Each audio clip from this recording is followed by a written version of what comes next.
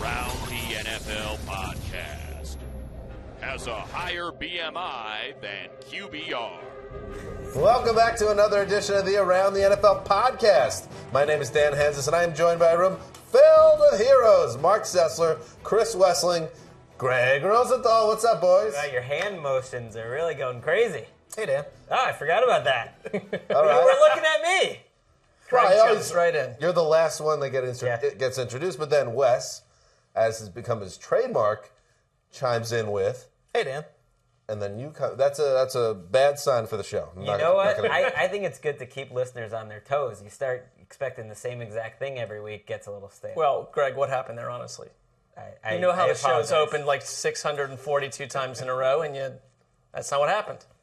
This is the Sunday edition of the Around the NFL podcast, the flagship show of the regular season for us. A big show ahead of us today in a Sunday that unfortunately was marred by injuries to some key players. It could affect how everything happens. Everything's always, floating. You never know what's going to happen in the NFL.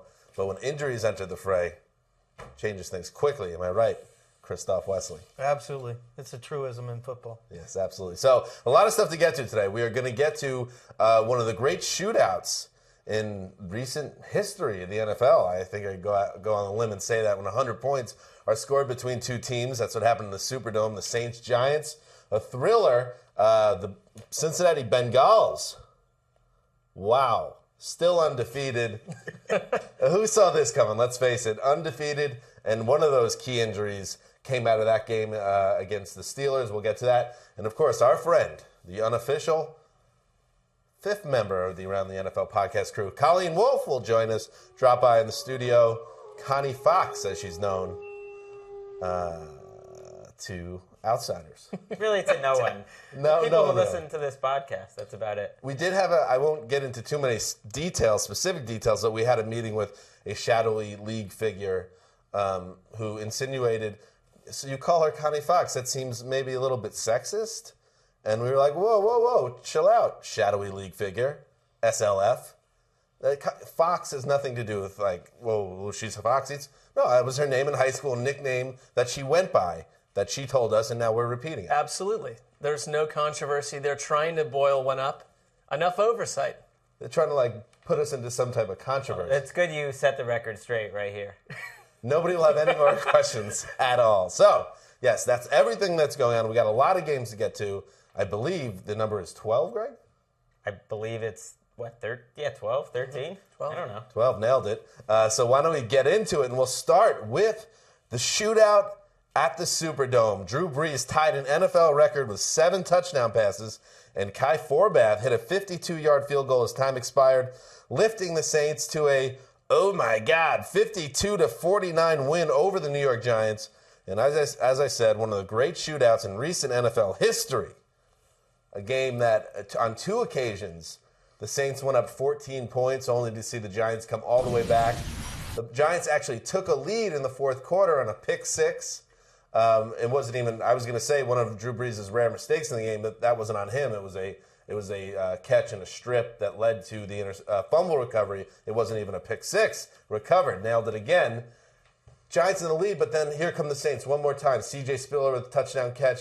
That's number 6 for touchdown passes, or 7. And then the winner comes, Greg, on a punt return, face mask, drills the 52-yarder. Insane game at the Superdome. The Saints alive. So alive. We buried them. We forked them. They've won 3 in a row. Their schedule is easy street moving forward. I remember we threw out that idea after they won that Thursday night game, and we kind of poo-pooed it. And now you look at them. Their offense has looked like the Saints' offense for the last couple weeks. You've seen this building. Now the Giants' defense and Steve Spagnuolo, they have no pass rush.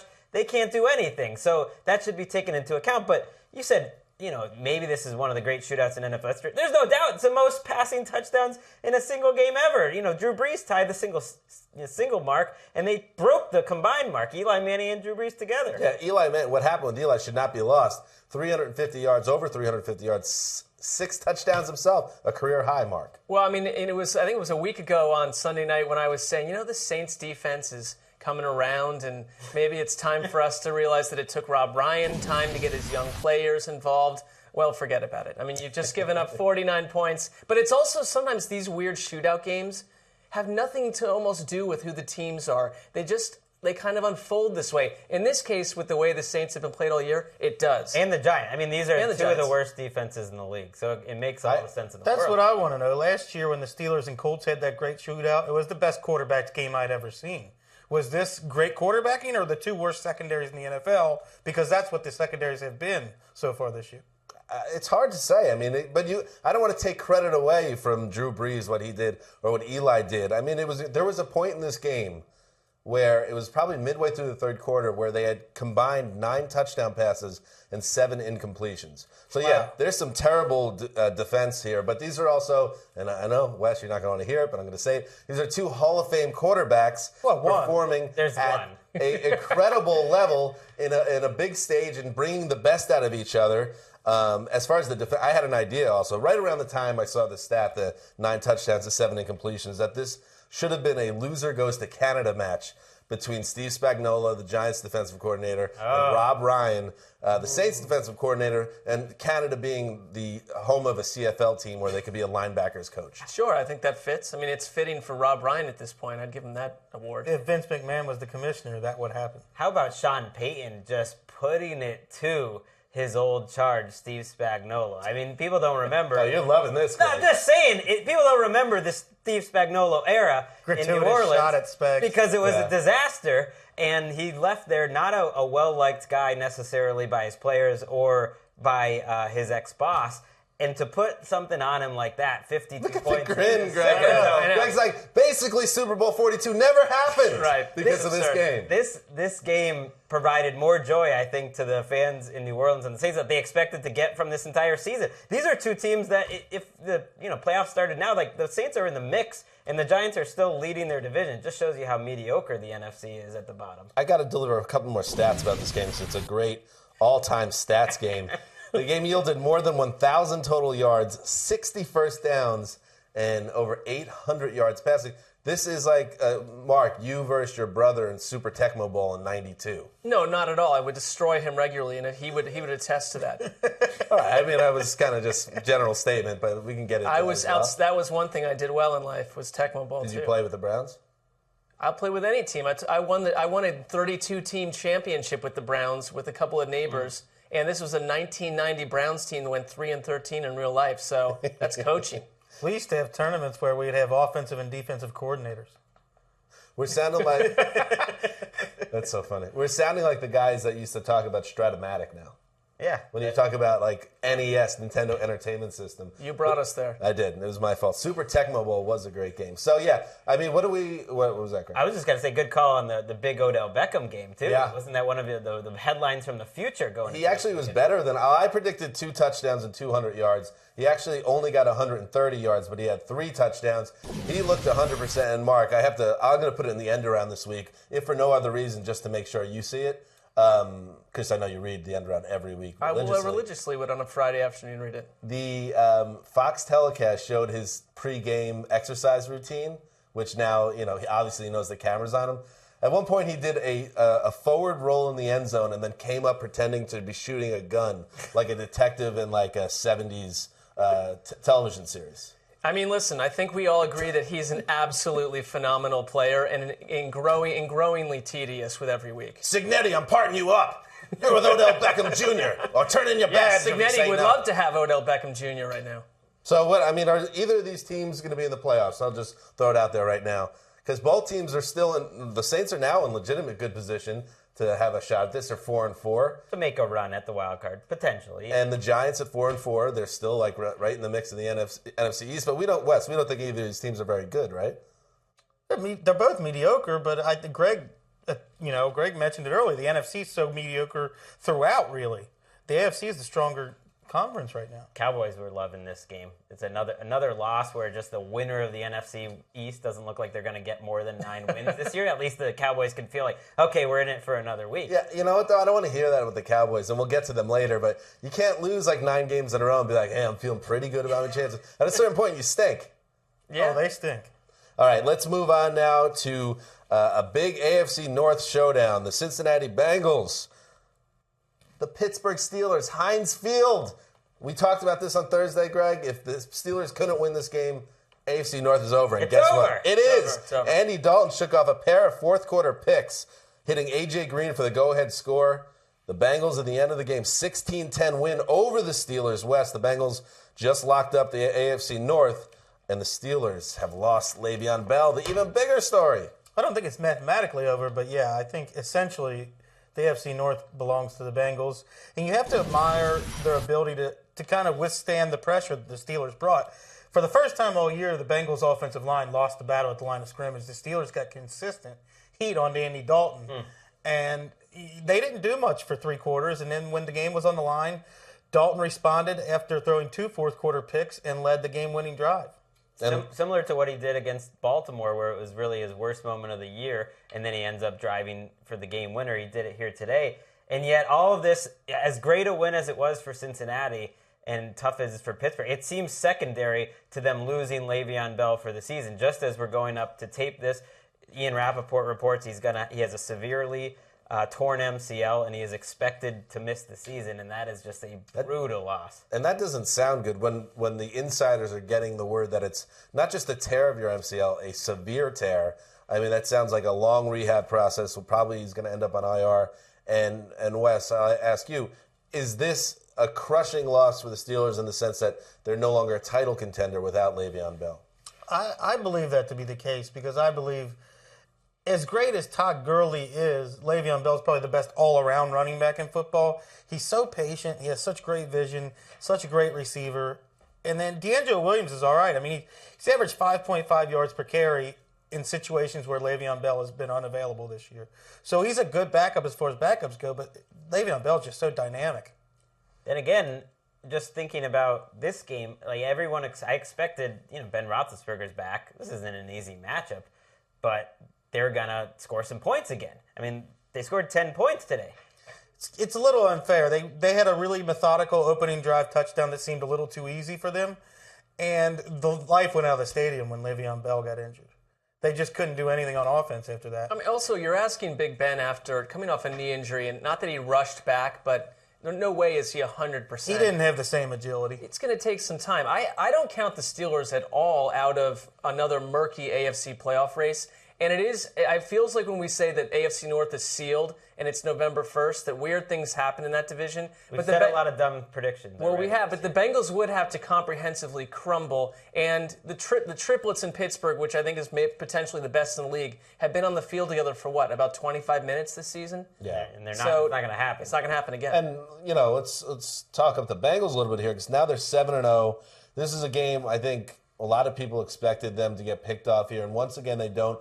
And maybe even more reason for optimism is Andy Dalton did not play a great game. This is probably his worst game of the season. Definitely was his worst game. And yet instead of a full-on crumble, Wes, he led them down the field and got the game-winning touchdown. So even in a day that was a down day, statistically still progress for the Flaming Ginger Man. I would not call this progress for Andy Dalton. I admire the team's resilience, but this wasn't a good performance by him. This was a good performance by A.J. Green.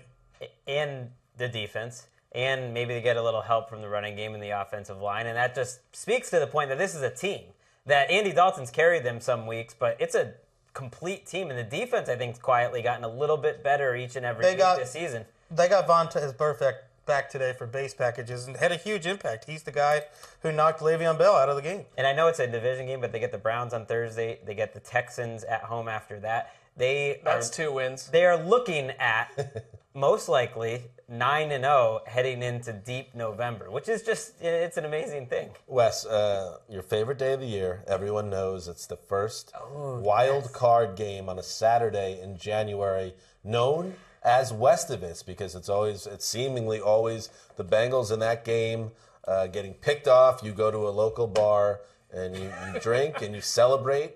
The P scale now. Here's the scale. 1, dry pants. You're a grown-up, no issues. You're feeling you got to go to the bathroom? Go to the bathroom. 10, your pants are soaked with pee. All your underpants are soaked. Went through your underpants into your regular pants. You got to go change your clothes because you're soaked with pee. Where are you standing? Last time you checked, I was about a 9.8. I think I'm at about an 8.4 now. Oh, it dropped. Yeah. How is that possible? They're going to be 9-0. They weren't impressive at all. But they're not going to be playing on that first Saturday. If nothing else, the Westivus committee, the parent-teacher association that plans it, bakes the cookies, does all sorts of things, they're going to have to meet and officially move the holiday to a week later this season. Well, I don't feel like the Patriots are going to lose a game. And, Well, that's a good point. I guess 2013 Peyton Manning showed up Sunday night, so the Broncos. So you're saying you're counting on them being the 3 seed, then they still play in that game. That's fair. And they get bombed out by the 6 seed Good point. on Westivus. And That's what they do. The big upside for Wes. I feel like he's, kind of hoping more than using his football mind. He doesn't need to worry about this holiday at all. There are still 363 other days a year that Wes could go to a local bar. And he will. But and Wes, you'll explain to Mark, but there's nothing quite as special as that off day on Saturday watching his old Cincinnati team that he said, I don't want you in my life anymore, going up in flames. It's a special day, and it's a day I've been able to rely on for the past half decade. Well, your always- problem. It's shovel, man. The league's insane I not have- putting the Bengals on Saturday this time. This is a different Bengals team than They were on Sunday morning last time. I think I schedule around Westivus at this point. Like, Wes just gets that day off, and he'll work the other playoff day. It's totally preposterous. All right. Moving on, let's go down to Big D. Russell Wilson. Get clutch. Russ. Danger Us, they call him. And by the way, Russell Wilson, They do. I saw your Instagram page dressing up as Batman with Sierra and renting out the Batmobile. Dude, get in control of your situation. You don't need your woman running your entire life. I'm sorry, by the way, TD. I know you're shaking your head. I'm not even Understand to. me. I've never been a fan of that relationship. I think it's weird. I think he's just trying too hard, and that was dismal. Yeah. all right. Hold on. He rented out the Batmobile. Well, it's a Well, theory. it's not I have. a It's real like- car. It's a version of it. It's It's a not just version one of it. Batmobile. It's just she's in total control of the situation. Let's face it. Way to She stay was- grounded, Russ. She was the cat Way to woman. stay grounded. Russell Wilson led a clutch 16-play drive, setting up the game-winning field goal, and the Seahawks sent the Cowboys to their 5th straight loss, this time a 13-12 setback at Jerry World. Wes, have the Seahawks started their expected surge, or do you still see problems for the defending NFC champions? It's a tough question because Thank they you. did not play well. They had their usual litany of fourth quarter miscues. It really started late in the third quarter when Greg Hardy had a deflected pass and an interception. They get a field goal blocked. They have ill-timed penalties. They have a fumble. It's just Marshawn Lynch runs out of bounds. He's a veteran. He should have stayed in bounds to kill the clock. And they escaped because Matt Castle's a horrible quarterback. That end sequence between that Matt Castle had in the game, which is probably the part of America that didn't watch the whole game ended up watching that last sequence. That was about as ugly a 4 plays in a row as any quarterback could have. To the Seahawks' credit, they clearly knew who was quarterbacking against them when they decided to roll Russell Wilson out for a play that would kill the clock instead of throwing to the end zone. They just wanted to leave Matt Castle with a minute instead of 2 minutes for a field goal. When it was the play, okay, so take us through that sequence, Greg, because it was the rollout where he took the horrible sack, right? I mean, he held on to the ball forever. A couple There different was times. the incomplete pass that they thought was a fumble for a touchdown. Yes. The 4th down play was really just Doug Free was beaten quickly. He couldn't have done much about that. But it was just about as ugly as it gets. After a performance where Matt Castle had a lot of nice throws the week before, but this week Jerry Jones said after the game he thought Matt Castle played well enough to win. This game? He said that Well, after he's this just- game. They And had that just- 4 net yards in the talk. fourth quarter.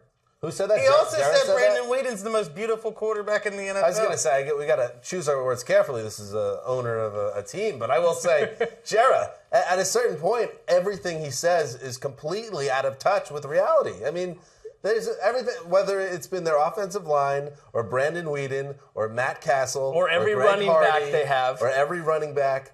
It's basically, Hey, the make fun of the opposite running what's backs, said. but McFadden is carrying this team. Well, Darren he's Moore. 64 yards rushing. I mean, I hear you. He totaled 113 yards, would have had 138 if not for a stupid illegal shift penalty.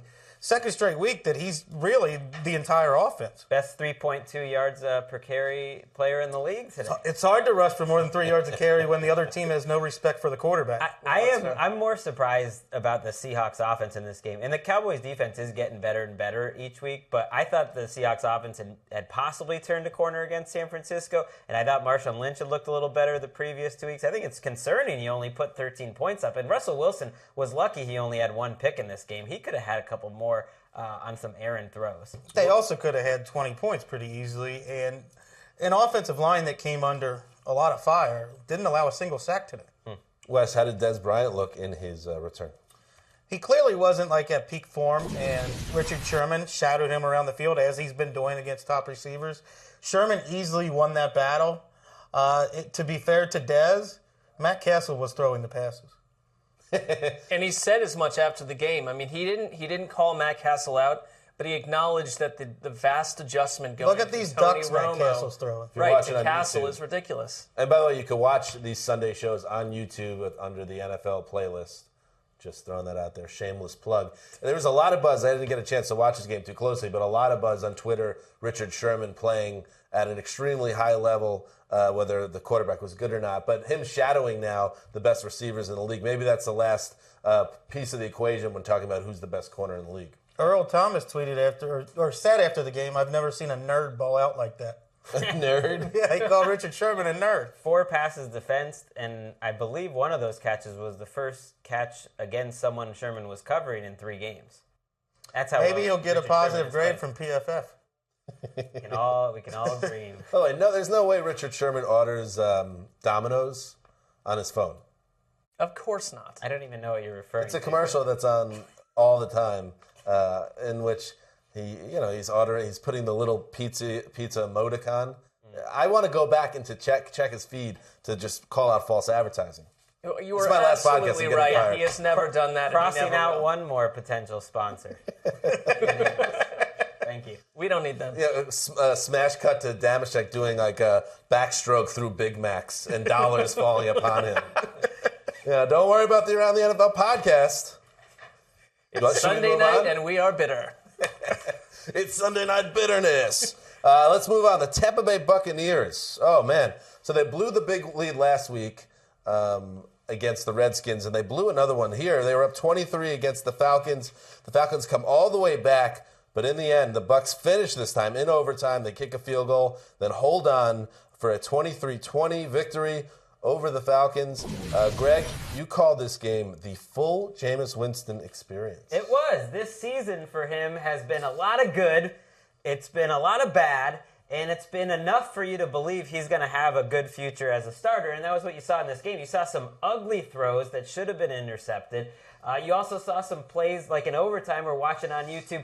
3rd down play to Charles Sims. He has to complete that or else the game's over. 3rd and 10, he completes another pass. He moves the ball down the field. Then you get to the goal line. He has a potential game winner, and he just short arms it. And so they kick the field goal, and the game's not over quite then. So it was good, bad, a little bit of everything. But I like that he just keeps going out there. He makes the Bucs fun to watch. That alone is a victory, that the Bucs are watchable. Oh, we did not think that would be the case at all. And, you pointed it out, Greg, last week, that against the Redskins, had the game ended differently, the storyline would have been Winston, because he's put together a couple of, it's not the whole game, you're right, there's a couple weird things happening, but there is progress. I would be very encouraged if I was a Bucs fan. I thought he was outstanding a week ago. He was not outstanding on Sunday. Matt Ryan easily outplayed him. I'm not sure what to take from this game because the Falcons had almost 500 yards of offense. They outgained the Bucs by a couple hundred yards. Matt Ryan was sensational, really just razor sharp the whole day, like a lot of people are against the Bucs defense. But they lost the turnover battle 4-0. They lost 3 fumbles in the first half. 2 were, one was on a center exchange, one was on a bad snap. It was just one was on a play where Julio Jones just had the ball taken from him. So it was just a fluky sort of loss for the Falcons. So all the Falcons' good luck from earlier in the year kind of evened out in this game? That was exactly what I was thinking watching this game, that everything that went right for them the rest of the season went wrong. It was just a lot of unforced errors. They look like the better team. I think, Mark, you brought it up earlier today. Things change so quickly. Things you assume in October look silly by the end of November. And there was a time where we said, well, obviously the Falcons or the Panthers will either win the division and the other takes the wild card. But are there any concerns that the Falcons are a team that could really start to slump into a situation where they could fall out of the playoff mix? There's a concern. Their schedule is very favorable, but I've thought the easiest in the NFL. And coming up, it's 49ers, Colts, Vikings, Bucks. It's like it doesn't get that much harder. I mean, that is harder. Some of those games aren't easy, but they're a team. I don't think you can count any game as a win. Well, they just lost to the Bucks in their own building. They're not that talented on defense. They have no pass rush, and the passing game has been up and down. The defense. It plays well together, but it's not a good defense. There's always teams like that, though. Remember the 6-0 Josh McDaniels Broncos, where he's running through the mile high, pumping his fists after beating Belichick and the Patriots, and then they fall off a cliff. The difference with the Falcons, though, is you've got a franchise quarterback and you have Julio Jones. Like where they are good is not a fluke. That's true. And Julio Jones, after some quiet games, had 162 yards in this game and 12 catches. In every single throw was the exact same 15-yard in-breaking route to Julio Jones, and they just couldn't stop it the whole game. Tomorrow, a lot of confluence of a lot of weird things happening. Tomorrow is the 2015 NFL Draft. The season never happened. Stay with me. You own the first pick in the draft. Do you guys take Jameis Winston or Marcus Mariota? Mark first. Mariota. Wes. Mariota. Greg. Come on, be a hero. Be brave. Side with Jameis. I'm going to go with Winston because that's what I thought going into it. And now I've seen enough to think I like what I've seen. He's a little – the only thing that worries me is just some passes just missed by like After 10 week yards. 1, though, I thought Mariota would run away with the question you just asked, and it's interesting where we are right now. Absolutely. Moving on, the international series in London ended with a laughter as the Kansas City Chiefs put the clown suit on the Detroit Lions, a 45-10 win at Wembley Stadium. Greg, the Lions committed their worst sin yet in this lost season. They made Alex Smith look interesting. Well, it wasn't that interesting. It was enough. 34-3. What they made is the Chiefs look like a juggernaut. I mean, the Lions are so bad. I just can't believe how bad they are. People want to blame Joe Lombardi. Fire everybody. The defense has gone from a top 5 defense to a bottom 5 defense. Alex Smith ran for 78 yards, almost all in the first half. That's interesting. That is interesting. He was sharp. He's been sharp a couple weeks. If you had only watched the last 2 weeks, you would think the Chiefs are a playoff team. I mean, they dominated the Steelers. I know it was Landry Jones, but their defense was great, and their offense really controlled that game. And then this game was an even bigger laugher. The Lions, they're a miserable wreck. Best thing they can do is resist the urge to go with an interim coach, leave Jim Caldwell in there, and ensure that you get the number 1 pick. Oh. What? That guy's a horrible coach. Speaking of things changing, by the way. They won 11 games last year. I don't think we can say he's that horrible of a coach. Oh, he gone. All right, game's on the line. Your team is driving for a fourth quarter score. Who's better? Who's worse than him in game management? I'd have to think about that. Andy Reid? Ken Wisenhunt? Mike Smith? There's a few. He's in that club, though, I think is Wes's point. I'll say something, too. You got rid of the offense coordinator, replaced him with Cooter, of all people. Jim Bob Cooter. A gentleman who's climbed into someone's window and tried to climb in their bed with them a couple years ago. So well, it's been like 10 years. The guy he was like the best friend in Growing Pains. It's like, oh, where's Cooter? Actually, it was Boner. Cooter was the guy who worked on cars in Dukes of Hazzard. The funny thing watching this game was the first drive. I wasn't finished with my point, but go ahead. Go ahead. Go ahead. No, you get Cooter in I there. thought Growing Pains was your main point. No. And I had nailed a football it, man. point. You I nailed nailed that, but I'm going to nail another one. Cooter enters the building, all right, in a more heavy role, and you also get the O-line coach out of there. You think, oh, Amir Abdullah, they're going to work him in, this guy that we fell in love with back in August. 1 touch today. I don't know. What's going on in Detroit? They hired Caldwell specifically to fix Matthew Stafford, and he's regressed. There's no doubt. And last week, you could have made the case Stafford played pretty well in that game, except for the fact that free rushers are coming at him all the time. Today, he did not play well at all. He panicked. He made terrible throws under pressure. The free rushers were still coming through, especially in the second half once it was a laugher. I want to see a sourced report. Whose fault in Detroit is all these free rushers? Will Caldwell throw Stafford under the bus? Will Stafford throw Caldwell under the bus? I think we know the answer. I Maybe heard trade for one of Joe the coaches Thomas. say that the idea now was to simplify things and pare back the playbook for Matthew Stafford, who didn't seem like he's, grasping Well, it there's all. your Tecmo Bowl reference. It's the first Tecmo Bowl where it's 4 plays. Yeah, exactly. How about this? Big Mac, Mike McCagan, picks up the phone, the Jets general manager, and calls up Detroit and says, first-round pick for Matthew Stafford. Who says no? I don't think the Lions would agree to that. I think the Jets would say no. Really? How does The that? Lions, Do you the want Lions have a Stafford? shot at the number 1 pick. You can get your franchise quarterback and get rid of Stafford's ridiculous salary. Right. You would still. You already would paying have two Megatron first-round $20 picks. million a year.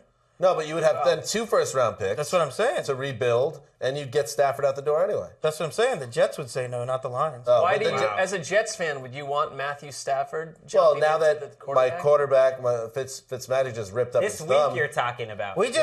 Greg No just way. said they had to simplify the That's offense insane. for him. You'd have to come in there and learn a new offense in the middle of the year. I know that's problematic. By the way, Better in the we offseason. were talking about the insane AFC playoff race. At 3-5, the Chiefs are one game really out in the loss column, Right. and they're like unlike a lot of these teams that can try to convince themselves that they're somehow legit. The Chiefs have something, which is a defense. And their offense has played very well the last couple of weeks. Sharkandrick West looks like a very good backup. I'm not Don't convincing let them myself- reel you in. I'm not No saying way. they're good. I'm just saying they have something going If they on. still had Jamal Charles, I would get into this narrative.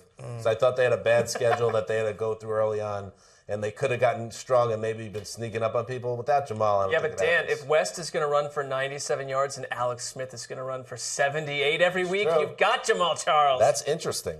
Moving forward, Justin Tucker connected on 5 field goals, including his 9th career winner, to lead the Baltimore Ravens to a 29-26 win over the San Diego Chargers, a game that went back and forth. West, the biggest story to come out of this game wasn't the outcome, however. These teams are both mediocre at best. But the injury suffered to your boy, the boy of your stable of all time, Steve Smith. He looked so explosive on that play, too. Got the ball and took off running and looked like he had a chance to take it. And Sniper got him right in the Achilles. Went down, and he ended that game 4th in the NFL in receiving yards per game. So he's playing at the highest level he's played in half a decade when this goes down. It's a shame. What were you thinking as you see him coming off the field? Were you feeling almost a little emotional? I mean, this guy's been your guy, and when you saw that, it's a rare time when you're watching someone and thinking that probably is the last play of his career. It's hard to maintain that kind of perspective when you're trying to cover a couple of games and keep up with everything. He's got the towel over his head when he has to be carried off the field, and you immediately think, I hope that's not the last play I ever see out of his career. And you wrote the post after the game. John Harbaugh suggested that he has some kind of inside info that Steve Smith's coming back. And the report from Yahoo why they wouldn't trade Steve Smith was because they feel pretty strongly there's a chance he's coming back for 2016. I've heard that thrown out there, that wouldn't this make him more likely to come back? And I was thinking, well, but isn't that why you retire, is that you don't want to be trying to... Mere overcome mortals do, injury? but not a guy with the biggest chip on his shoulder in NFL history. Well, the only thing that we've seen guys come back just as fresh from knee injuries in some cases. Achilles is at his age, that's a long rehab, and that can It's slow really you down not. for a season. That is the one injury where the medical technology in the last 10 years has come leaps and bounds, and now it's like a 6-month injury. Isn't that what Crabtree had? Yes. Steve Smith in Baltimore last year was very good, slowed down the stretch. This year got off to another great start. Do we really want to see him come back next year and have his Andre Johnson season? I just want to let him go out like a warrior, injured. He goes out how he wants, but I don't want a depressing Steve Smith season is what I'm going to say. No.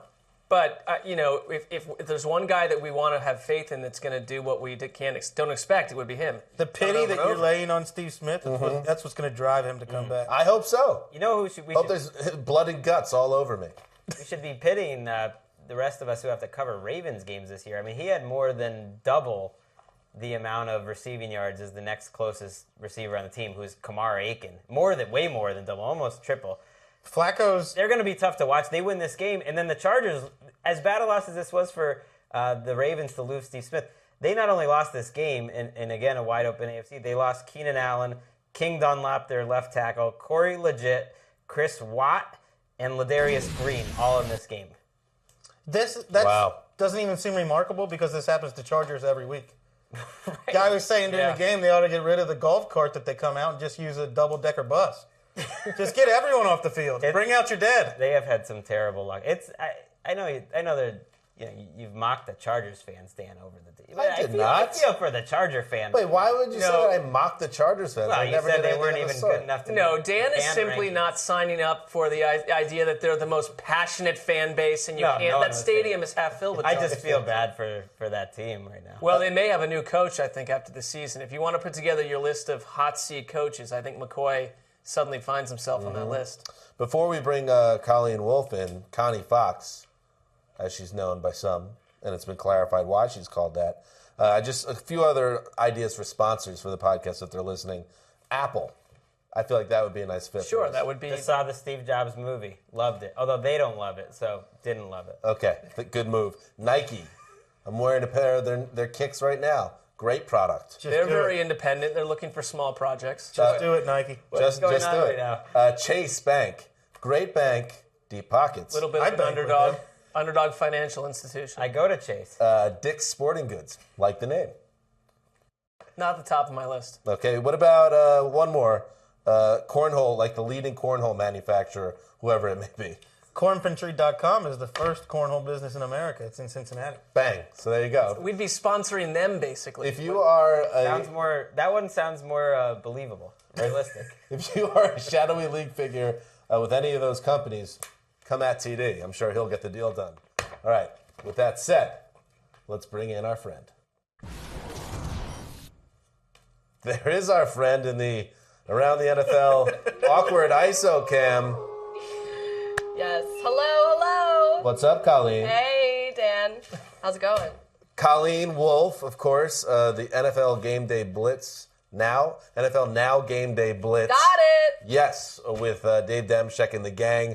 You do a lot of work on Sundays over there, like 7 hours, right? It's a long show, yeah, but you know what? It flies by. A lot of games, a lot of things happening. I bet. Sessler was on the couch on today's show. Did you think you fit in? Yeah, he always fits in. We need more of you guys on the show, I think. Okay, More we'll work often. on that. But Colleen back as she is. This is her other regular gig on Sunday. She sits Yes. in on some games. So why don't we get into some more games? It's great to have you. It's great to be back. And by the way, we get it. You work for the NFL. With the shirt, come on. Thanks. Just in case you Got- forgot. Got extra money for that? I'm just waiting for my Danish still from the Wow. fork meetings. I haven't gotten it. Whoa, that got awkward.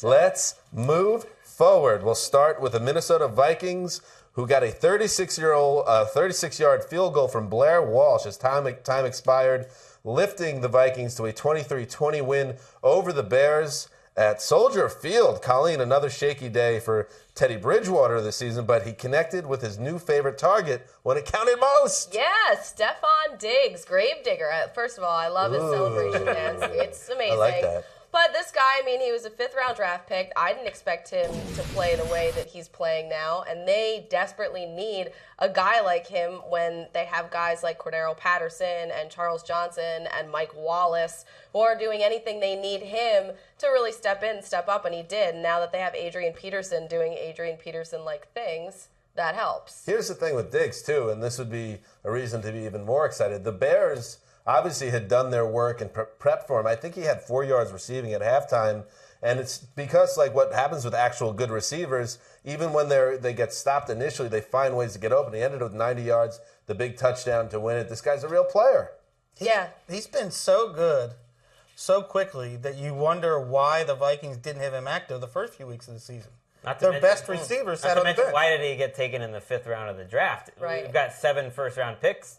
Only one of them's doing anything. Tell us why, Mark. Why wasn't he These picked? things happen. I mean, scouts are human beings that, they're on the road, never they're happened. tired, It should never happen. they don't get everything right. This game was the Vikings' entire season, that they looked poor for most of the game and that they find a way to win an ugly game against a bad team. They could not be less impressive at 5-2 than they are, but it really doesn't matter because they can try to figure things out as they go, and they've got a nice little record now. I asked Bucky Brooks on the couch, why is it that Norv Turner's offense seems to almost have taken a step back this year? And his opinion was that they have to actually focus on the ground game this year. That Adrian Peterson obviously is Adrian Peterson, but they were just basically throwing the ball a ton at the end of last year, and they don't seem to be the same team. At 5-2, they're the least impressive 5-2 I feel like Bucky team in the always league. just says every team should run the ball more.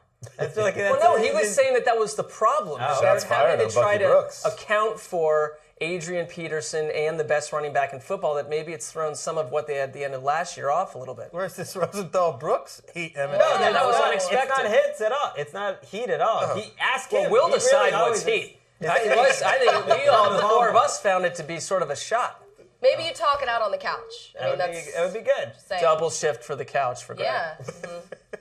You make it sound like it's a punishment. No, it'd be great. The more time to go through your points and get your points out. Your points. Good points by everyone. And Jay Cutler's last game before his mega trade somewhere in the NFL, maybe Houston, right, Greg? Yeah, and I thought it might be Matt Forte's last game too, but now he left with an ankle injury, and that could complicate things. And if he's in this game, I believe Jeremy Langford had the costly drop that basically gave the ball back to Chicago and let them win the game. Gave the ball back to Minnesota and let them win the game. It's weird, but Jay Cutler actually hasn't been playing that bad. He hasn't been making really terrible mistakes. Yeah, that sentiment is very. It's been prevailing this season.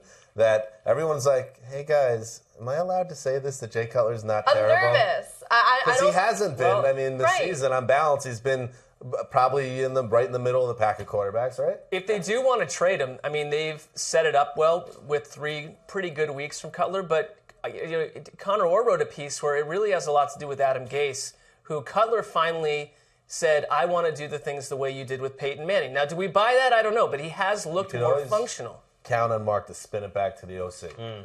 He has a kindred spirit in Connor who believes it's all these magical, 37-year-old offensive coordinators that are the keys to these wildly talented millionaires. That's who he spends his entire week with. So there is some impact on his play. I think it says that Gase, they've got good coordinators in Chicago. They really do. The coordinators are like your manic pixie dream girls.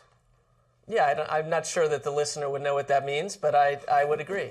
It's a certain character. Do we want to get into that? I don't know if we do. It's a certain character in a movie. It's a female character in which she's not an actual human being. She really just exists to help the male protagonist see the light and learn to enjoy life. But she's basically not like the idealized indie dream girl. Natalie Portman in Garden State. Got it. Yes. Nathan Rabin of The Onion, I believe, is credited with it. We should at least not act like it was an original thought. But let's move on. Let's get out of this and talk about Mark's Cleveland Browns. And Mark, by the way, first time Mark watched a game on assignment for the Browns, completing his return to fandom. And it's fitting that the game was another stomach churner. The Browns jumped out to a big lead on Sunday, but the Arizona Cardinals kept their cool, reeled off 27 unanswered points on their way to a 34-20 win. Mark, the Cardinals don't have to be perfect when Carson Palmer is playing at this level, right? Yeah, I think forget the Browns. They are apparently offering half their team up for trade at this point. The bigger story is the Cardinals. They had 4 turnovers and really put themselves in a hole in this game. And that's the only reason that Cleveland was in this fight was bad teams need turnovers to hang with a team like the Cardinals. But when you are as talented as Arizona is, they just found a way to overwhelm Cleveland in the second half, expose weaknesses. It was not Carson Palmer's best game because they should not have been down as much early. Palmer had 2 deep throws, one to Floyd and one to Fitzgerald, that were overthrown. It wasn't as crisp as we've seen him in other games. And it didn't matter. In the end, they just absolutely took control of this thing. I think Arizona is the right pick for Team of ATL for what they did today. 6-2 now. The fact that they don't have to be even at their best to be able to take care of teams that are, that's a sign of a good team that does that type of work. Yeah. Although we just talked about that coming off of Monday night's game, that they keep not playing at their best, that they keep having to struggle and make things harder on themselves. They've lost a couple of these games, and now they've been in a couple of these games against bad teams. So they do need to stop doing that at some point. It's a really bad sign when you have to struggle your way to 500 yards every week. Well, you know what I'm saying. But that's a problem. But among the teams in the NFL, who can't you say that about the Patriots? Broncos, the Bengals. Yeah, see, the Broncos had a quarterback who didn't have a good game until week 8.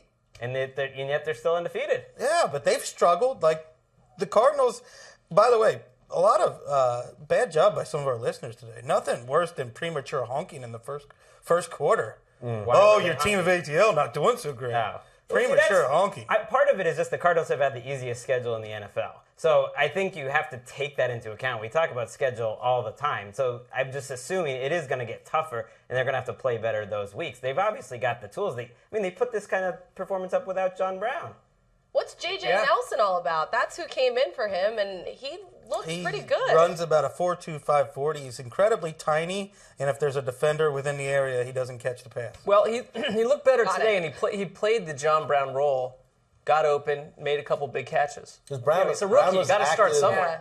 Brown was active, but they just didn't play him. One of those deals. Yeah, he sat on the sideline, and I think if things had gotten real hot, maybe they would have put him in. But I think that Arians knew that this was not in doubt. Once they started to cook, like after halftime, you really could tell that the tide was turning. They know the Browns' defense has struggled against the run. They give Chris Johnson 30 carries.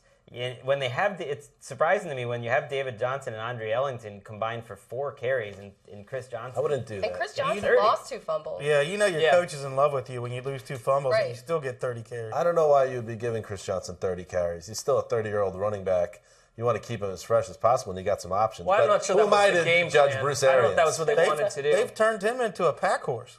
Yeah. I mean, one thing about Cleveland, and this is why they're a disaster, they spent 6 months telling you, we're this tough team. They got this offensive line. We're going to use 2 draft picks on offensive and defensive linemen in the first round.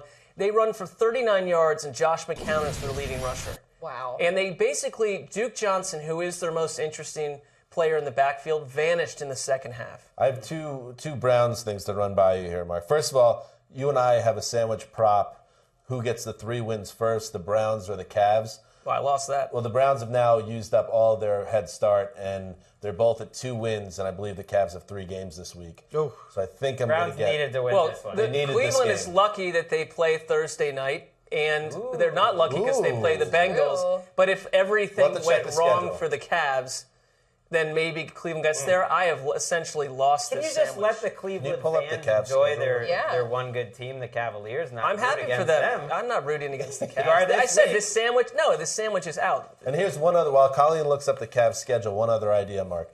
We talked about, the Browns were out of the league for 3 years in the 90s before they came back in 99. Right. With the 20-year anniversary coming up, why don't we do this? Leave the league for 3 more years. Come back in 2019 as a 3rd iteration. The 2nd iteration, just wipe it away. It never happened. Fresh start. I like it. We discussed it earlier. I think what it does is it wipes out what is 2 decades of absolute madness, ugly, treacherous nonsense. Well, and then you reboot and you start over again. If they trade their entire roster, you might get that chance. You miss out on Gary Barnage's prime. Oh, it's right now. You don't want to put that off. No, Take advantage. Greg, you got to come with a harder sell than that. Gary B. I'm happy for him. But Colleen Wolfe, Connie Fox, our Cleveland Cavs beat reporter. What do look you got at on the this. schedule? They have 2 this week against the Sixers. Oh, the worst team in basketball. Matchup, and the over. Knicks. And the Knicks. By the way, Cleveland's not beating the Bengals on Thursday night. So, Well, and by the way, Josh McCown got hurt in this game, right? So Johnny Manziel might just get this now. I'm over it. I think I'm over all of every it. game. I think McCown will play. He is. I'll give this. The guy is He tough. won't man. finish. He is tough. All right, let's move on. The Houston Texans set a single-game franchise record with 7 sacks on their way to a 26 win over the, I'm going to say it, and it's back, the Tennessee Titans. Oh, wow. Mark, let's give the Texans some credit. They haven't quit on their coach, despite last week's epic embarrassment. I don't have a lot to say. I don't even know how to set you up for this game, but throw it out there. Someone had to win this game, and Houston's defense took over. Brian Hoyer, this is the weird thing. I watch him, and if you watch the full game, it's like, oh yeah, he definitely is not the future at quarterback on any level. But he has, I believe, 14 touchdowns to He's okay. 3 picks in the offense this year. So it baffles me that they ever settled on Ryan Mallett as the better option with what we've seen at this point. But still, you have no quarterback. They can't run the ball. This is another game where the running game was an absolute disaster for Houston. It was all about the defense because the Titans, without Mariota, they are what they were last year. They're unwatchable on offense. They're one of the worst offenses in the league, and they need Mariota back. Right. It makes you think so much more about Mariota, too. Absolutely. When you see how Mettenberger plays. That's what I put in the post was that if you're a Titans fan, you have to realize how good of a choice Mariota The was. last that you 6 have a quarters from quarterback. Mariota were pretty similar to the last 8 quarters. It started going pretty poorly for him his last couple games. I don't know. It's just the talent around them is so I think the link is that he was getting killed just like Mettenberger was getting killed today. I mean, Mettenberger is not a good quarterback at this point. His play has fallen off a map, but he cannot. You got guys in your face all game long. Mettenberger's fallen off at all. He's the same guy he was last year when he couldn't win a game and couldn't move the offense. And if you could draw up a quarterback to get 13 combined hits between 2 players, J.J. Watt and Whitney Merciless, it would be Zach Mettenberger with a slow delivery and no pocket movement. Greg, let's call it like it is. That was a direct shot from Wes to you. Not just Greg. Now Greg your chance to Cosell respond. And I like Every Mettenberger Greg too. in the NFL just took a Mark's the direct one that's shot. been stubborn I like for the big Mettenberger too, and offense. I'm not about to write anyone off after a season and a half, number one, but he's not progressing in the offense There's right a now. positive way to look at it, by the way, for if you're a Titans fan. I'm sure there are quite a few out there. You almost want this season to go into the tank because a lot of people don't like Ken Wisenhunt. They don't like the offensive scheme. And you get to reboot the machine and get a healthy Marcus Mariota next season. And maybe a 3-13 ensures that, whereas maybe a 6-10 you might get stuck with Wisenhunt. They've lost 16 of 17 games. Yeah, but then you're starting a whole new offense. I mean, that not great. that sounds nice, but that's what the Titans have been doing. You know, the Titans just did that to get Ken Wisenhunt. It's not like that solved anything. If you want to look on the bright side, they just lost a game to the soon-to-be first-place Houston Texans after Which is Monday crazy night. when you think about that division, how awful it is. They were annihilated by the Dolphins. They just cut Mallet, and now they're 3-5, and they're just, right there. They're Right. going to be We boxed first place. ourselves into a corner, forking the Jags and Texans. Now the Titans are out there, and they Wes, couldn't- we gotta Just start the whole division. when we get the committee That's- together. we can't do that. Colin, do you want to join us again? Yeah, can I? This time you get some Danish, but you got to get there early because the Danish goes Right. quick. I should Right. have told you that. Dan, Yeah, Dan all took right. your date. Well, Wait thank until you you for see the what the advice Colts do now. Monday That's a night. good Then tip. you're going to want to fork the whole division. Wes won't back down. How about this? We got to at least consider the Titans now at 1-6. Will playing you like consider dog forking crap. the whole division? No. Let's see what the Colts Because do. then I think we got to fork the whole thing. Oh, someone had a good idea on Fork Twitter, by the everybody. way. No, fork the Someone fork. say, yes, fork the whole division, and then the winner of the division, we give the money to the charity Yeah, from the winner. we said that. Did we say that? Yeah. Never mind. That's a That's a brilliant great idea. Yeah. Now referencing ourselves. But I don't want to, I don't know. Let's see what happens with the Colts on Monday. All right. Yeah. All right, moving on. The St. Louis Rams rode an increasingly familiar formula on Sunday. Suffocating defense, impact plays from Todd Gurley. Add it all up, a 27-6 win over the stinky, you stink, San Francisco 49ers. A game that exactly what you kind of would imagine from this game to be, which was Todd Gurley looking special. I wrote in our recap piece what's it called again, Greg? What? Pete? What's our weekly? What you learn? Things What you we learned? What we learned? What we learned piece. Simply been the title for 4 years, right? Yes. Well, Greg could have helped me out there. He acted didn't like know he what never, you he meant. didn't know we I wrote thought the you thing. meant your special Rams. No. Our weekly recap, the 34 things we learned or whatever That's it special, is. though. I have seen the future of the running back position in the NFL. It's Todd Gurley.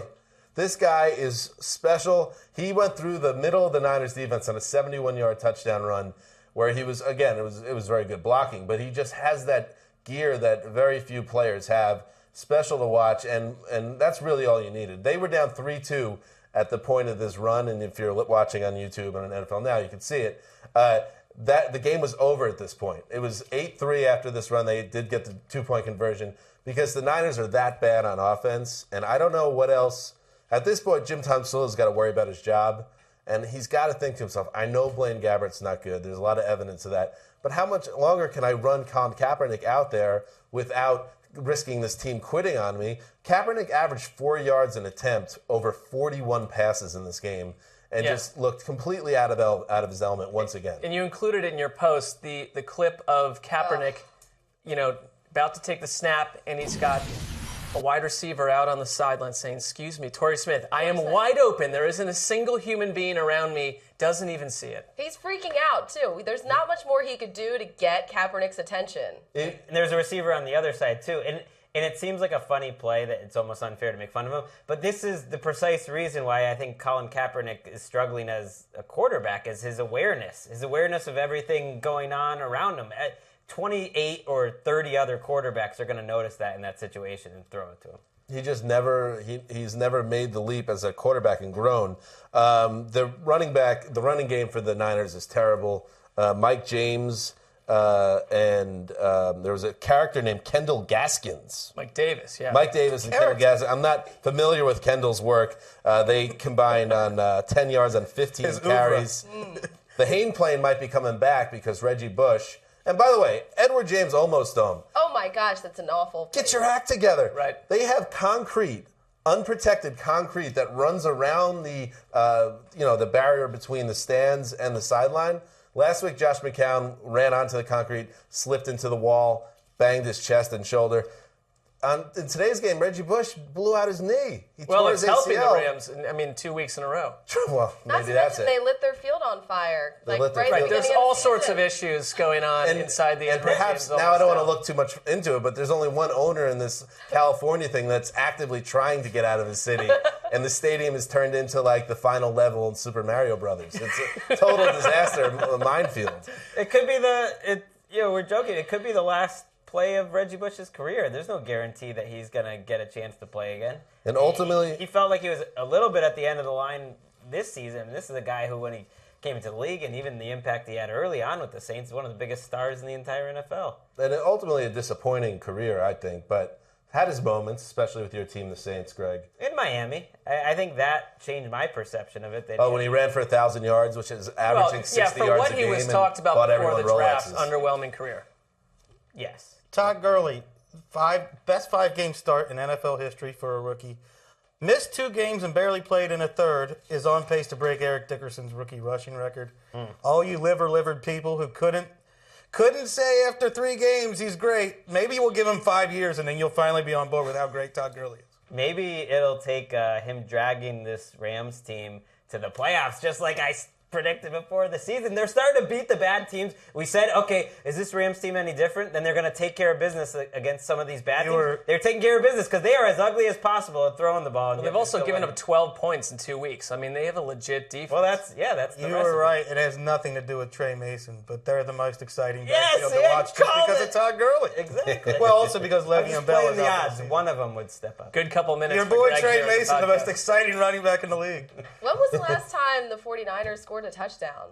I'm actually 1991, having trouble actually. remembering. Here's August a good 6th. 49er stat. Last 2 weeks, 19 first downs and 19 punts. Wow. That's hard to do. By the way, it's the year 2015, and Kendall Gaskins, as you mentioned, was their leading running back with 5 yards or 6 yards. And their 2 leading receivers today were Jerome Simpson and Quentin Patton. That's brutal. it's not good. Dark times. It's not good. By the way, again, another reason to watch our show on YouTube, Greg's reaction to Wes saying that the St. Louis Rams backfield is the most exciting. The hand motions, it's wild. Oh, yeah. Well, like any Wes trying to give in on a point, he included some technicality, whereas he's not really saying that. Wes does build in those back doors. I'm the backdoor man. It was like, no comment. We should move on, and we will talk about. Did you have something else to say, Greg? No. Let's move on to the black hole, where Derek Carr threw 4 touchdown passes, and Latavius Murray went over the 100-yard mark for the second time this season, leading the Raiders to a 34-20 win over, the New York Jets, who have now lost 2 in a row. And by the way, don't look now, but the Jets and the Raiders, both 4-3. When you look at that AFC wildcard picture, which is increasingly muddled, They'd be in right now. and now the Raiders have the head-to-head tiebreaker over the Jets, so that could be huge in a couple of months if the Raiders continue to look like a team that we should take seriously. And I'll say it again. I said it last week. The Raiders are the team that we fork teams. When we fork teams, that says we don't think there's any chance they make the playoffs. And guess what? The Raiders, they look real good. And Derek Carr is a major reason why. He threw for 333 yards. Not 43 touchdowns, 4 touchdowns. And, you add it all up. If he's going to play at that level, and even with Darrelle Revis on the opposite side of the field, and Revis did a nice job holding Amari Cooper in check, he's still finding guys. He got Michael Crabtree going for 100 yards and a touchdown, which you would think would be hard to do in 2015. He got Latavius Murray in the mix, Tywan Jones. I mean, this offense has some weapons, and they were making plays. Crabtree's been great all year with the this Jets guy. defense looked terrible. Give Crabtree some credit. He's looked good all year. He's one of the better free agent bargains of the entire year. And I think we owe an apology, especially Wesseling, if we're going to start battling tonight, to Reggie McKenzie. We buried Reggie McKenzie more than we could ever bury anyone. We owe him an apology? I'm Why? just saying he's built a team that has developed. He's not going to apologize to anyone. What are you trying to do? Young talent. I don't really expect an apology. He's made Sorry some I good got on you signings. for the Matt Schaub trade, Reggie McKenzie. No, I'm Sorry, just- buddy. We've been saying Reggie's job is safe now. we Let's should That's say face he it. nice should lose apology. his job, that he needs to be fired. He should have been fired last year. That's what we said, all that. And right now, they're a young team on the rise that has a lot to be excited Well, about. I think any GM could have drafted Amari Cooper or Khalil Mack. He deserves a ton of credit because everyone passed on Derek Carr, and he identified him as a franchise quarterback. And that's the most important move that any GM can make, is locating the franchise passer. And maybe that's where the apology is, because I think there were doubts about Derek Carr in this room, and I think that Derek Carr has turned into, it looks like, a really good young passer. And that's the difference for all bad franchises and good franchises. Do you have the quarterback? And they might actually have the quarterback. It's not crazy to think that this team could win 9 or 10 games. Well, and on the flip side, we were watching the Jets today, and Ryan Fitzpatrick is a patch, is a one-year patch, right? And then in comes Geno Smith, and the trouble begins. Well, and I'm done with the Geno Smith business. This guy needs to not be on any football team, especially not in New York. Well, wait. Well, I let's can't slow stand down. Geno Smith. Wow. Let's I can't Mark stand on this. Geno Smith. let's go through it first of all. Ryan Fitzpatrick on the first series of the game goes into a QB slide, or not a QB slide. This is going to, because he's been doing this a lot, gets hit and suffers ligament damage in his thumb. He'll have an MRI tomorrow. He could end up missing significant time, which is bad news for the Jets. Geno Smith pressed into action. Did have moments in this game, and this is really the Yeah, Geno some of them Coaster. not good. Right, this is the Geno Coaster experience. The passing game was the best part of the Jets team, though, by far, right? Yeah, You can make excuses for Geno Smith all season long. I think this is the Jets need to find another quarterback right away. All right, let me just get to this point. Sure. Geno Smith played pretty well in a backup role today, but You were complaining about him the whole game. This is why he's the Geno Coaster, is because he makes some plays. He kept them somewhat alive for most of the game, despite them being heavily outplayed on defense. But he makes the mental and physical errors and holding on to the ball too long, not sensing what's going on in the pocket, not getting out of bounds on a long run and taking a crushing shot to his chest. That kind of stuff that just leaves you scratching your head, and you don't want that guy leading your team. I think he's okay as a backup, but if he's going to be the starter for the Jets for a period of weeks, you could kiss the playoffs goodbye. He's going to make too many mistakes. Well, that's all I'm saying. Yeah. I think he's too inconsistent. And he has these ceiling moments, but the last 2 minutes of the last two drives of the Game was Jets over, offense though. was a disaster. But this is typical of what's going to happen in New York this week. The Jets didn't get a stop until 5 minutes left in the game. They literally did not stop the Raiders once. I want to know The what running happened game to the had- Jets' number one defense. Right, exactly. The Jets got, 17 yards running on 15 carries from Chris Ivory. But all the talk's going to be, well, you lost Fitzpatrick, you lost Geno. It was as bad a defensive performance as you could ever possibly have. tackling was bad for the first time in this season. For the Tackling Jets. was terrible, especially on that Tywan Jones touchdown. There's 4 missed tackles. They have an issue in that they have this gifted young defensive line, but they still can't put pressure on the quarterback, or at least get sacks on the Without blitzing. quarterback. And that's leading to issues that when the secondary is not playing at a high level, and it wasn't today, Antonio Cromartie used an expletive to describe his play after the game. Marcus Williams, they took a gamble, Todd Bowles, and it blew up in their faces, who's a decent third backup corner type of guy. They put him into a safety role, and he got absolutely shredded by Michael Crabtree in this game. So that didn't work out. So if the secondary is not going to be at a top level, and you're against a good quarterback, and that's what Derek Carr is playing like, they're in trouble. I mean, there was a lot to get nervous about. Even Latavius Murray, everyone in the world was predicting he wasn't going to do anything. He was running through this Jets defense. It was just not a good effort. Yeah, over And I'm 100 worried. yards again for him. But you go into this game and you think, like, this Jets defense and Todd Bowles, the Raiders don't have a chance at all. Now the Raiders are 4-3. Dan's team loses 34-20. My team loses 34-20. There will be drinking. The Bengals win a tough game on the road. That's tough for West. I mean, this is an offensive team, though. This is their MO. They are an explosive offense. The defense for Oakland's not anything. They're one of the hottest great teams shape. in the league, the Raiders are. And next week, they go from up-and-coming team that surprised us to a legitimate wild card contender. They go into Pittsburgh next week. They can really make an even bigger statement then. And people are telling on Twitter, people like to have their fun when the Jets lose and whatever, guys. I will say this. People are like, There's some real pathos there. time to unfork the Raiders. There is no unforking. Yeah. And whether we'd like to or not is a different conversation, but we just don't. Once we fork a team at that time, we have made the decision. They have no chance of making the playoffs. But in this case, it's starting to look tricky. Greg has a big donation going to the Oakland Bay Area Young Republicans. How about the Oakland Save Our Team Fund? Keep That the could Raiders use some in money, Oakland. too. Maybe this is going to be like the script to a I think bad they should Disney stay movie where in they win Oakland. the Super Bowl and keep the team in town. You can do it, Derek Carr. Your charity donation is going to keep the team in town to win No, the I'm Super Bowl? saying they're going to win the Super Bowl, Well, and that'll keep them in Oakland. Greg's charity That's clearly donations what's going to happen. are really more of like a vessel to raise his profile. So that Like would any make big sense. philanthropist, this is more about getting the acclaim for being a philanthropist. Right. Okay. So let's move. Colleen, why don't you stick around for Sunday Night Football? Let's talk about it. Sure. It was a game that two undefeated teams, and you're thinking, oh, this is going to go down to the wire. Al and Chris going to be all pumped up, but guess what? It didn't work out that way at all. It was a one-sided affair. Peyton Manning went 21 of 29 for 340 yards, no interception, throwing the ball like it's 2013. C.J. Anderson goes over 100 yards with a touch. Who saw that coming? And even more shocking, to me, the most shocking stat line of the entire season, Aaron Rodgers, the greatest quarterback alive, throws for 77 yards. You could do the math.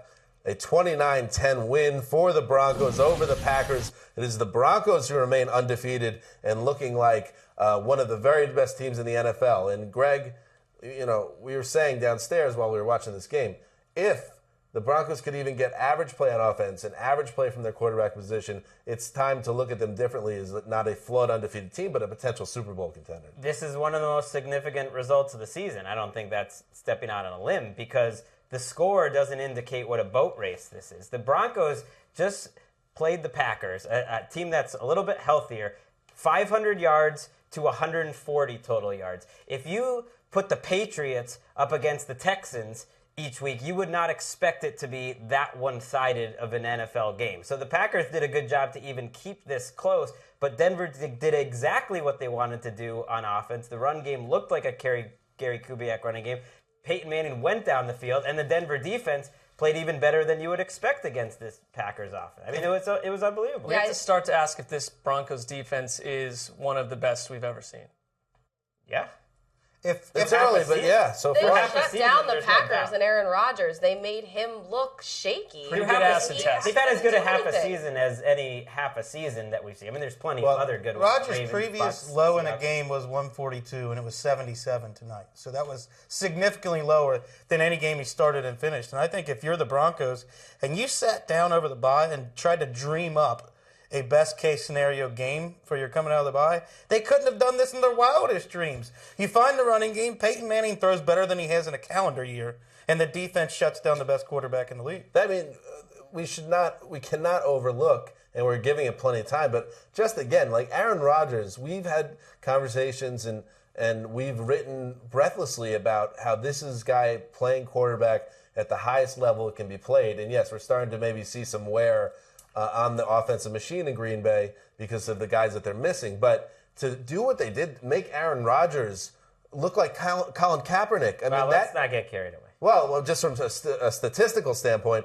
that tells you that we might be watching something special. To what Sessler was saying was like, if you have a great front four, you can get to the quarterback very easily. If you have a linebackers that can cover, and maybe the best secondary in football, what's missing there? No, nothing. But I think it's, this is unusual because we don't see the Packers ever have a game like this. But to me, it has more to do with the Broncos than Green Bay. Although Green Bay's offense last couple weeks has not been what we expect. And then they ran into a buzzsaw tonight. They're clicking on no cylinders. And at the risk of filling the boss's head too much, he's the one who preached a couple of weeks ago that The Broncos, this could all turn around, and if Peyton Manning gets it going, they're a Super Bowl team. My head is just blowing up. You can feel the air fluffing. I also said after week 1, I think this Broncos defense or before week 1, that has a chance to rival those Seahawks defenses of last year. Anything else you said you'd like to bring up? Yeah. What's it like to never be wrong, Greg? I just love that they got the running games going here, too, because Gary Kubiak, we've been waiting and waiting and waiting for that, and we saw how Peyton was just throwing interception after interception, 160 yards on the ground, Ronnie Hillman, 2 touchdowns, you have C.J. Anderson, another touchdown. That's what they need to do, and that's what they're doing. And how about Peyton Manning? This guy, he was throwing the ball like a guy that doesn't have a dead arm, that isn't coming off 6 of the worst games of his career. He looked like Peyton Manning. Well, the one thing that Peyton Manning fans could hold on to the last 3 weeks is he had 2 or 3 really good throws every week. We talked about that. It was just the decision-making and the consistency, and he just wasn't hitting a lot of them. But he would have 2 or 3 wow plays where you're like, wow, I mean, that's a nice 30-yard, deep out down the field. It's not like it hasn't been there. It's just for all this to come together now you would think is going to give them so much confidence in terms of moving forward, what type of team they can be. That was one of the reasons. What's one of the reasons to believe in this team is the players around him. I mean, Demaryius Thomas isn't any worse. Emmanuel Sanders isn't any worse. In theory, the running game could be pretty good with Gary Kubiak. Well, in Kubiak's offense, anytime you're rushing for 160 yards, the quarterback is put in a much better position. And that's not been the case for Manning for almost all season. But he did look different tonight. He did. His throws were much different. Yeah. The receivers in Green Bay, I think this matchup highlighted the kind of struggles they could have in the NFC playoffs against, for instance, Seattle and some of the really physical cornerbacks. I mean, this Denver secondary is incredible. And right now, Randall Cobb, Devontae Adams, I mean, that group isn't really getting the job done. I mean, I don't think they're probably getting open too well. They're starting to look a little flawed. Their defense, too. You give up 850 yards to Peyton Manning and Phillip Rivers in back-to-back games. All right, so that's it. That was a really comprehensive, professional rundown of the week that was. Congratulations, guys. Well, some of that bitter stuff, maybe not quite as professional as other parts of the show. Well, there are always parts of the show that aren't professional. The part about the pee I thought was good. Oh, yeah. That was super pro. I think I missed that. Well, we were asking Wes's pants if they were soaked with pee or if they were dry. Oh.